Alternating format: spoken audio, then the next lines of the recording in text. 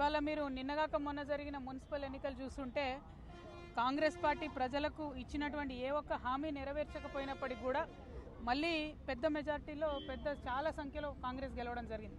BRS చాలా పరిమిత స్థానాలకు ఉండిపోయింది. బీజేపీ కూడా సేమ్ పరిస్థితి. ఎందుకు ఇది జరుగుతూ ఉంది అని అంటే బీజేపీ కానీ బీఆర్ఎస్ కానీ ప్రతిపక్షంగా కంప్లీట్గా వైఫల్యం చెందినారు. ప్రజల మధ్యలో ఉండడం లేదు, ప్రజల సమస్యలు తెలుసుకోవడం లేదు, ప్రజలతో మమైకమయ్యేటటువంటి పరిస్థితి లేదు. ఒకవేళ ఇప్పుడు వాళ్ళు కొత్తగా మేము ప్రజల దగ్గరికి వెళ్దామన్నా ప్రజలు వాళ్ళని నమ్మే పరిస్థితి లేదు. ఎందుకంటే మాటికొక స్టాండు పూటకొక స్టాండు మార్చుకుంటూ మరి ప్రజల్ని ఇబ్బంది పెడుతున్నటువంటి ప్రతిపక్షాలు ప్రభుత్వం అయితే ఇచ్చిన ఏ ఒక్క మాట కూడా కనీసం చేయడం లేదు. అటువంటి సందర్భంలో తెలంగాణలో ప్రజలు ఆల్టర్నేట్ కోసం చూస్తున్నారని మాకు బలంగా అనిపిస్తున్నది.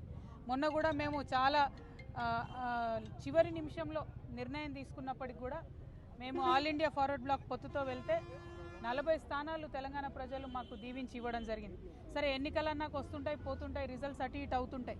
కానీ ఒక పొలిటికల్ పార్టీ అంటే ఆ ప్రజల యొక్క మనోభావాలను, ఆ ప్రాంతం యొక్క అస్తిత్వాన్ని, ఆ ప్రాంత ప్రజల యొక్క హక్కులను రక్షించడమే ప్రధాన ధ్యేయం.